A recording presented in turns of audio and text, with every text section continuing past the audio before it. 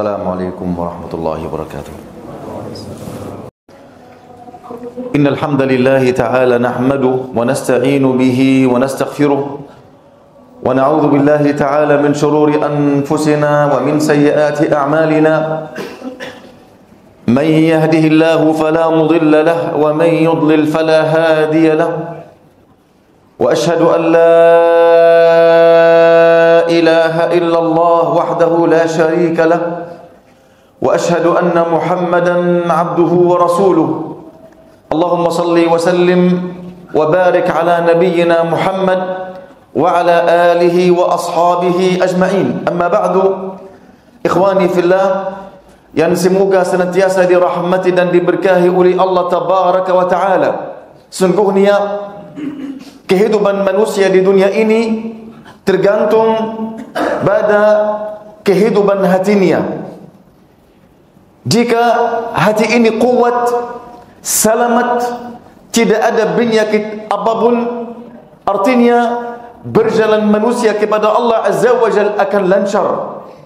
Semakin kekuatan hati, semakin lancaran berjalan engkau kepada Allah Azza wa Jalla. Oleh kerana itu Allah tabaraka wa taala berfirman, ya ayyuhalladzina amanu istajibu lillahi walirrasul. Wahai orang-orang yang beriman, penuhilah seruan Allah dan Rasul apabila ia menyuruhmu kepada apa aja yang memberikan kehidupan untukmu. Kehidupan di sini ikhwani artinya kehidupan hati. Apa dalilnya? Kata Allah Azza wa Jalla, wa'lamu anna Allah yahulu bainal mar'i wa qalbi. Dan ketahuilah bahawa Allah tabaraka wa ta'ala membatasi antara seorang dan hatinya. Allah membatasi, Allah menghalangi antaramu dan hatimu. Boleh jadi engkau ingin melakukan kebaikan tetapi hatimu enggan, tidak mau ikut. Kenapa? Kerana pondasi dasar setiap kebaikan mulai dari hati. Jika hati ini tidak hidup, jika hati ini tidak kuat, maka kebaikan engkau akan limba ikhwani. Oleh kerana itu Allah tabaraka wa ta'ala berfirman, wa'lamu anna Allah yahulu bainal mar'i wa qalbi. Dan ketahuilah bahawa Allah tabaraka wa ta'ala membatasi antara seorang dan hatinya. Oleh kerana itu Nabi SAW bersabda, inna Allah la yanzuru ila a'malikum ila amwalikum wala ajsadikum. Sungguhnya Allah tidak akan melihat kepada tubuh kalian atau harta kalian, tetapi Allah akan melihat kepada hati dan amalan-amalan kalian. Dan kata Nabi SAW, ingatlah pada tubuh seorang mukmin ada segumpal daging. Jika segumpal daging ini baik, maka baiklah seluruh badan. Jika buruk, maka buruklah seluruh badan. Ingatlah segumpal daging ini adalah hati manusia ikhwani. Jika hati manusia mempunyai kedudukan yang paling tinggi di agama Islam. Kenapa ikhwani? Kerana amalan ibadah kepada Allah ada dua jenis. Ada amalan yang dilakukan oleh anggota badan secara zahir, seperti salat, seperti zikir, seperti amar ma'ruf, nahi munkar dan seterusnya. Ini amalan secara zahir. Yang kedua, amalan secara batin yang dilakukan oleh hati, seperti takut kepada Allah dan cinta kepada Allah, harap kepada Allah, percaya kepada Allah dan seterusnya. Dan ijma' antara para ulama, amalan secara batin lebih penting, lebih mulia di sisi Allah daripada amalan-amalan secara zahir. Bahkan amalan secara zahir tidak akan diterima oleh Allah kecuali amalan secara batin itu akan sah dan benar. Oleh kerana itu ikhwani, marilah kita memeriksa hati kita. Apa jenis hati di dalam Al-Quran? Ada 3 jenis. Yang pertama, qalbun mayyit, hati yang mati. Yang kedua, qalbun marid, yang sakit. Yang ketiga, qalbun salim, yang selamat. Yang pertama, qalbun mayyit, hati yang mati. Seperti apa ikhwani? Tidak ada cahaya wahyu sedikit pun di dalamnya.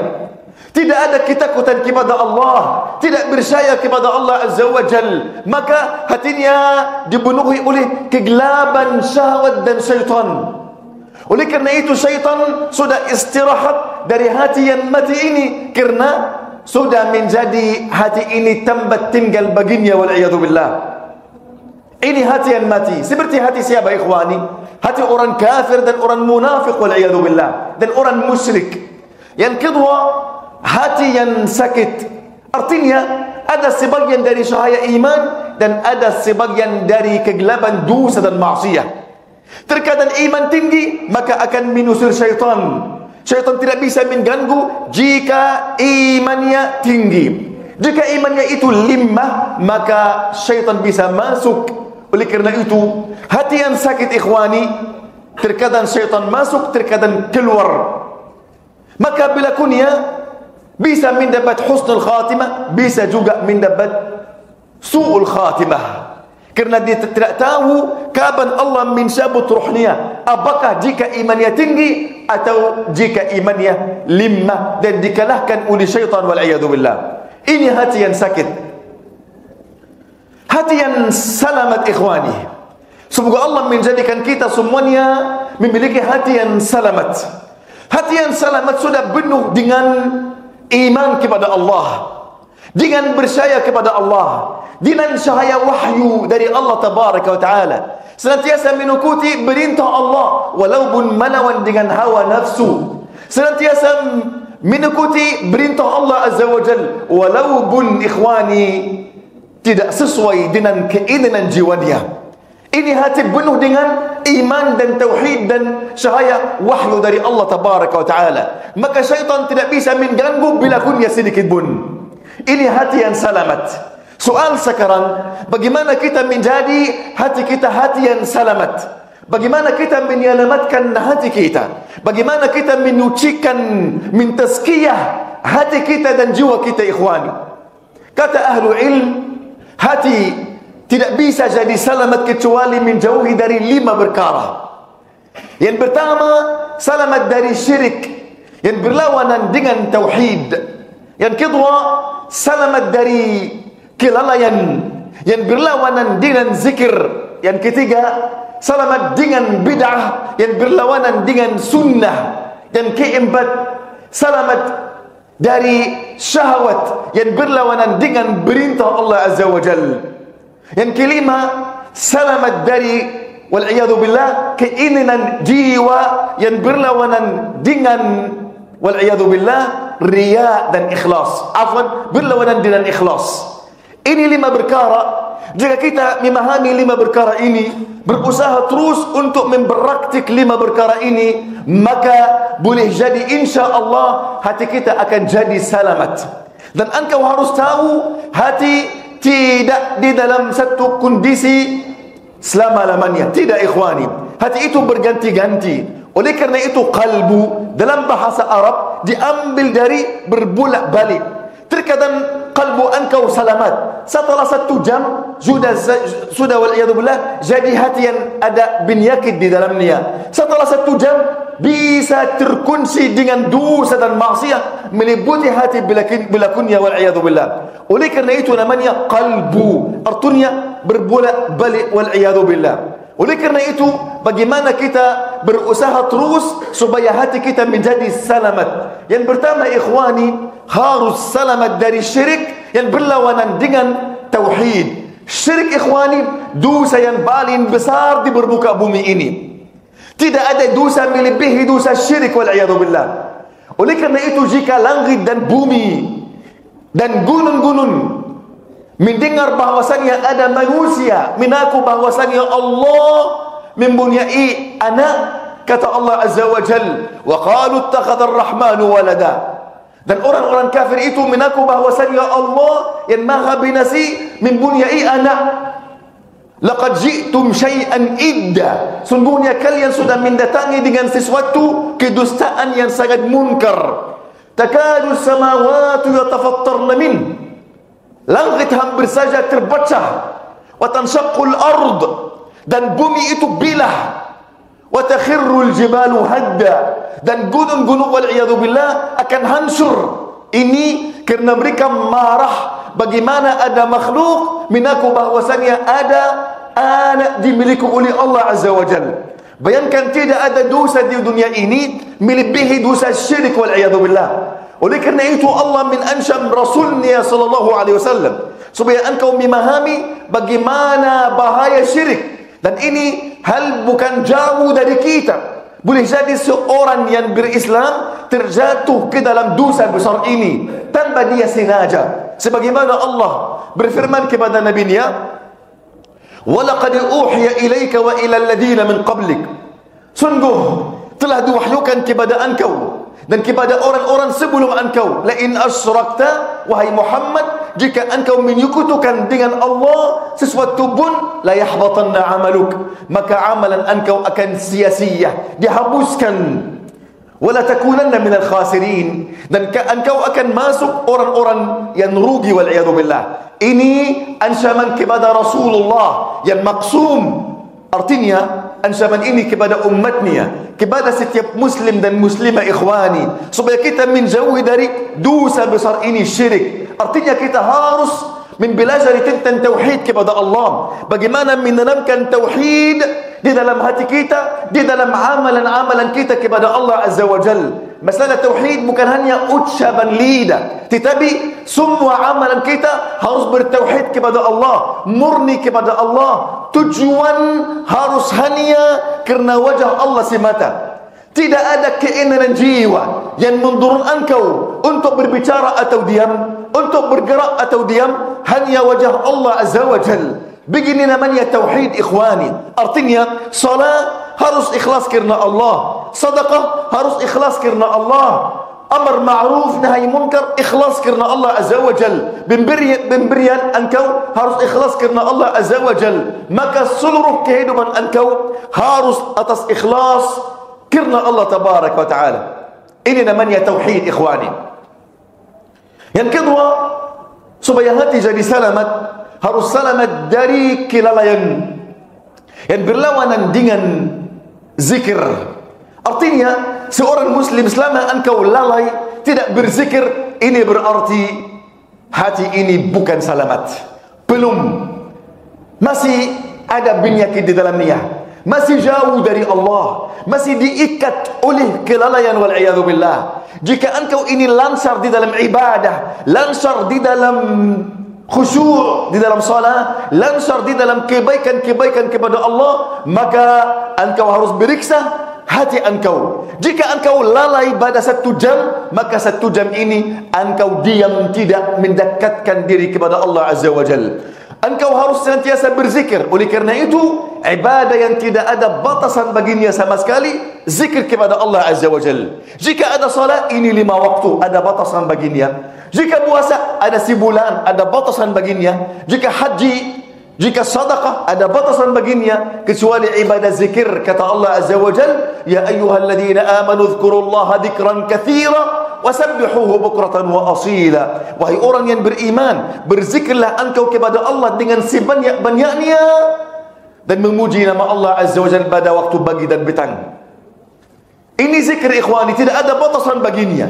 Kerana zikir ini di dalamnya ada kehidupan hati, ruh bagi hati di dalam zikir kepada Allah Azza wa Jalla. Dan zikir bukan hanya ucapan lidah subhanallah walhamdulillah, bukan hanya ini saja, ikhwani. Ibadah engkau adalah zikir, puasa engkau adalah zikir, engkau menahan diri dari ghibah dan namimah, ini adalah zikir. Engkau bertekad kuat untuk mengikuti Rasulullah di dalam setiap langkah dan ucapan, ini adalah zikir. Bacaan Quran, ini adalah zikir.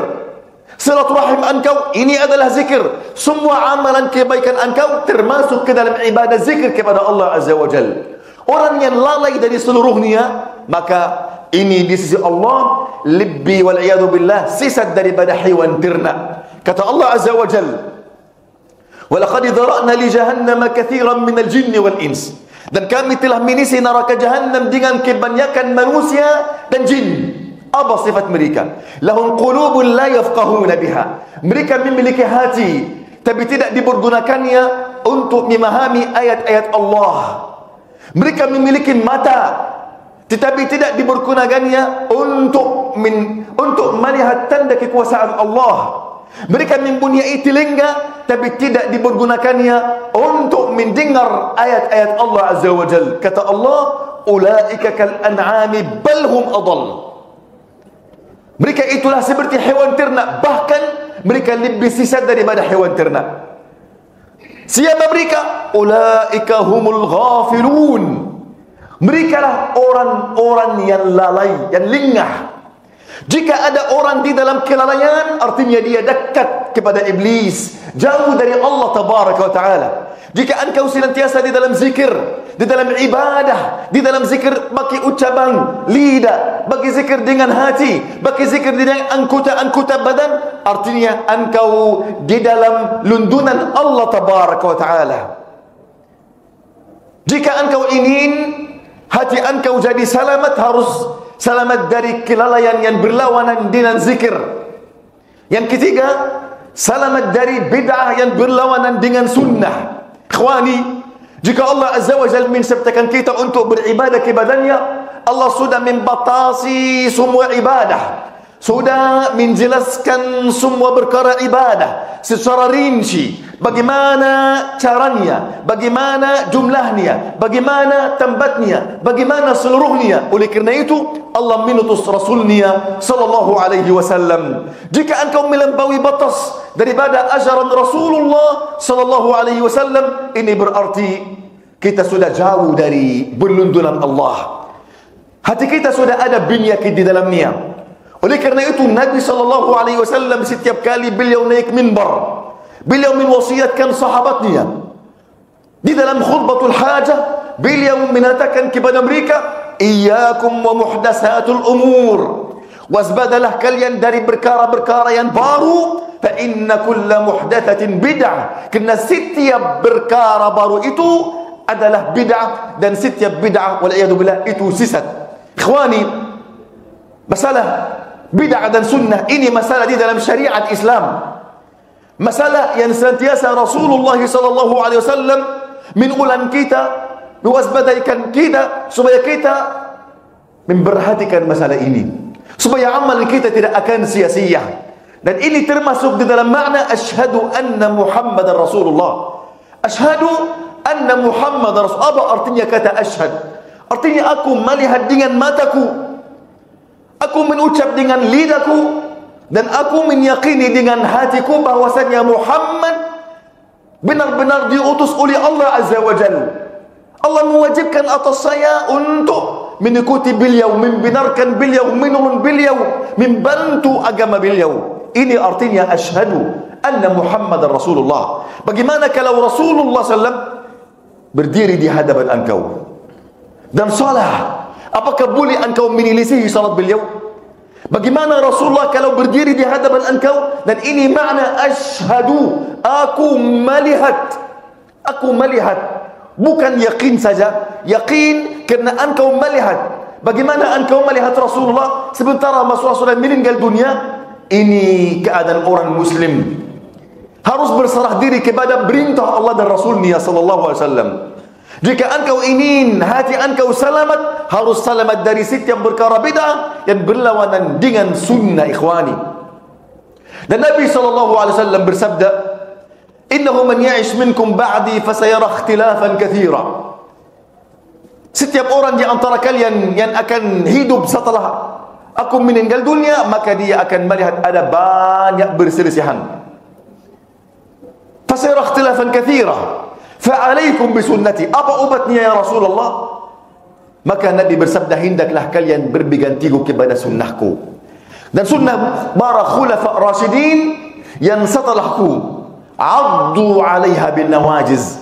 Maka berpegang teguh dengan menggigitlah dengan gigi geraham kalian. Oleh kerana itu ikhwani, masalah kita berpegang teguh kepada ajaran Rasulullah ini bukan hal yang mudah.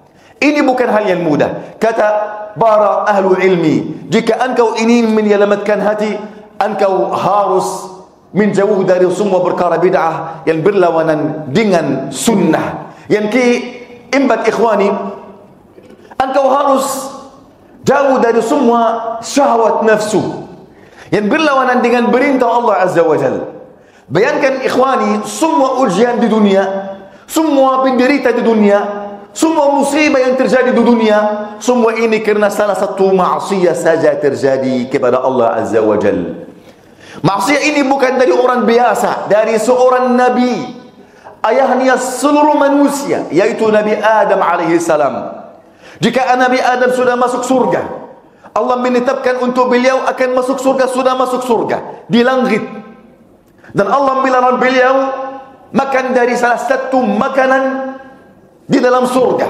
Dan Allah membolehkan beliau seluruh makan yang lain. Karena ada syahwat nafsu, beliau hanya makan dari apa yang diharamkan Allah Azza wa Jalla baginya. Apa yang terjadi setelah beliau mengikuti syahwatnya, beliau diusir dari surga. Kita juga sebagai anak Adam alaihissalam sudah diusir dari surga. Jika beliau tidak melanggar perintah Allah Azza wa Jal, yang berarti kita akan lahir sekarang di surga. Tapi ini qadar Allah Azza wa Jal, supaya kita, jika kita ingin kembali kepada surga, maka kita harus berkorban. Kita harus mengabdi untuk Allah dan Rasulnya. Kita harus menhambaan diri kita kepada Allah, berserah jiwa dan hati kita hanya kepada Allah Subhanahu Jalla Jalaluhu wa taqaddas asma'uh. Oleh kerana itu, engkau janganlah meremehkan kebaikan sedikit pun. Bayangkan salah satu makanan saja yang haram, bagaimana musibah untuk semua manusia yang terjadi. Nabi Adam diusir, anaknya, cucunya sampai hari kiamat diusir. Jika engkau ingin kembali kepada tempat engkau di dalam surga, maka engkau harus mengorbankan dengan apa yang engkau memiliki di dunia ini. Engkau harus bersabar atas semua ujian, menderita, musibah dan fitnah di dunia ini, agar engkau bisa kembali kepada surga Allah Tabaraka wa Ta'ala. Aqulu qawli hadha wa astaghfirullah li wa lakum.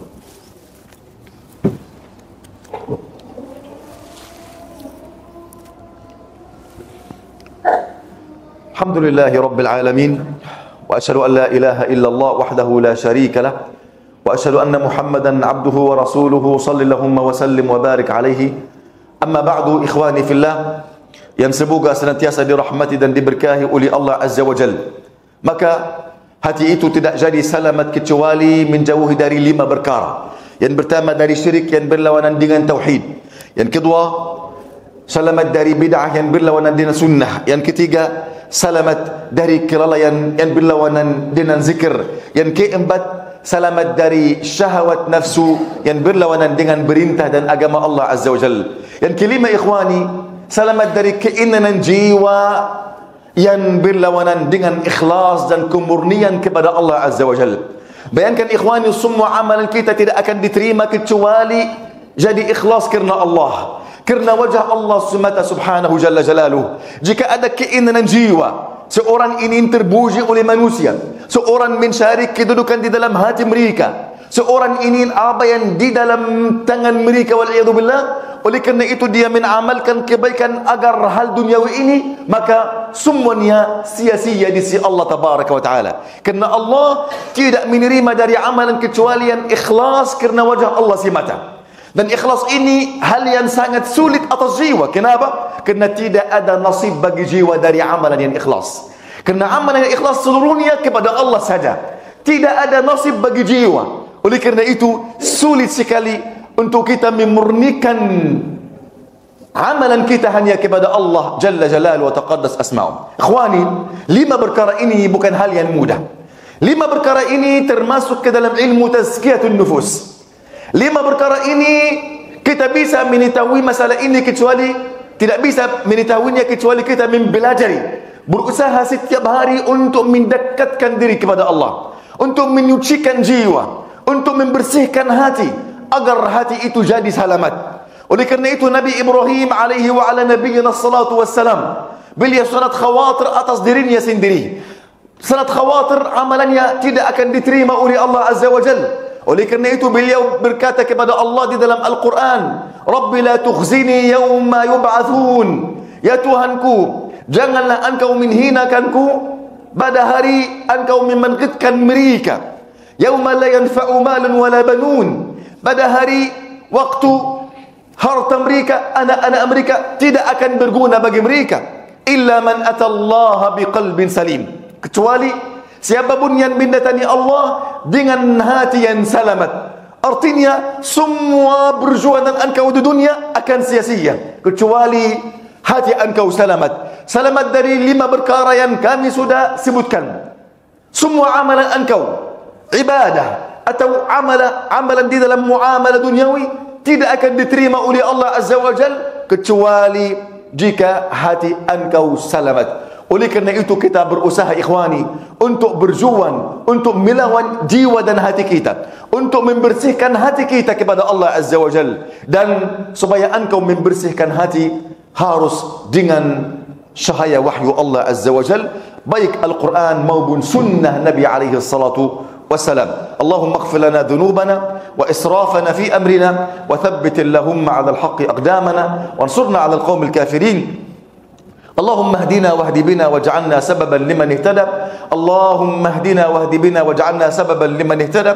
اللهم اجعل جمعنا هذا جمعا مرحوما وتفرقنا من بعده تفرقا معصوما ولا تجعل يا ربنا فينا ولا منا شقيا ولا محروما.